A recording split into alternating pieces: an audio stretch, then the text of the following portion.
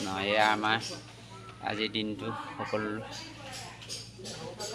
শ্ৰী শ্ৰী বিষ্ণু শিৱ গণেশ আইনপুৰ থানৰ পৰা আই মাতৃ তৰফৰ পৰা সকলোলৈ আশীৰ্বাদ জনাইছোঁ। এয়া আমাৰ এনেদৰে শৰাই দিয়া হৈ থাকে। ইয়াৰ প্ৰসাদ বিলাইছে। এয়া আমাৰ ভকতসকল বহি আছে, ভকত বৈষ্ণৱসকল। এইফালে আমাৰ এই ধৰণে প্ৰসাদ বিলাইছে, প্ৰসাদ দি আছে, প্ৰসাদ বিলাই আছে। এয়া আইথান, এয়া আমাৰ আইথানখন।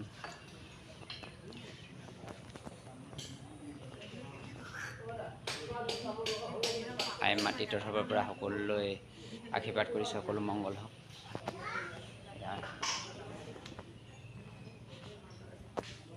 কৃষ্ণ আহি আছোঁ, সকলোৱে আহিব পাৰিব। ইয়াত ২ নং শিলপতা ডেকাআলি মহিমা মন্দিৰ আইথান, শ্ৰী শ্ৰী বিষ্ণু শিৱ গণেশ আইনভনী থান, থানৰ পৰা আই মাতৃ তৰফৰ পৰা সকলোলৈ ঈশ্বৰৰ পুত্ৰ সকলো কন্যানে ৰাখক।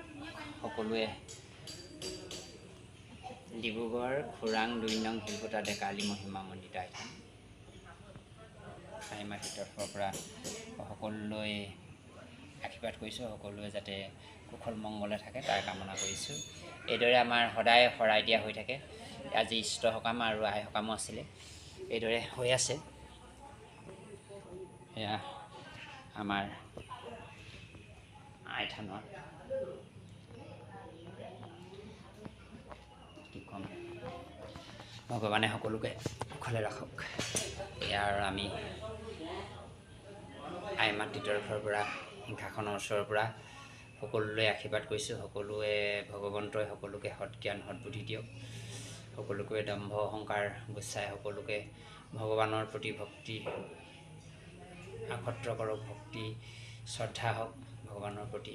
আই সৰস্বতী মাতৃয়ে কণ্ঠে লগ্ন পঢ়ি শুনি থকা, পঢ়াই শুনাই জ্ঞানে বুদ্ধিয়ে ভক্তি অচনে সকলোকে আগুৱাই নিয়ক তাৰ কামনা কৰিছোঁ। আই মাতৃয়ে মণিকূটৰ পৰা সপ্তম বিশুদ্ধ সিংহাসনৰ পৰা আগৰ পৰা আপোনালোকক সকলোকে আশীৰ্বাদ কৰিছোঁ। সকলোৱে যাতে কুশলে থাকক।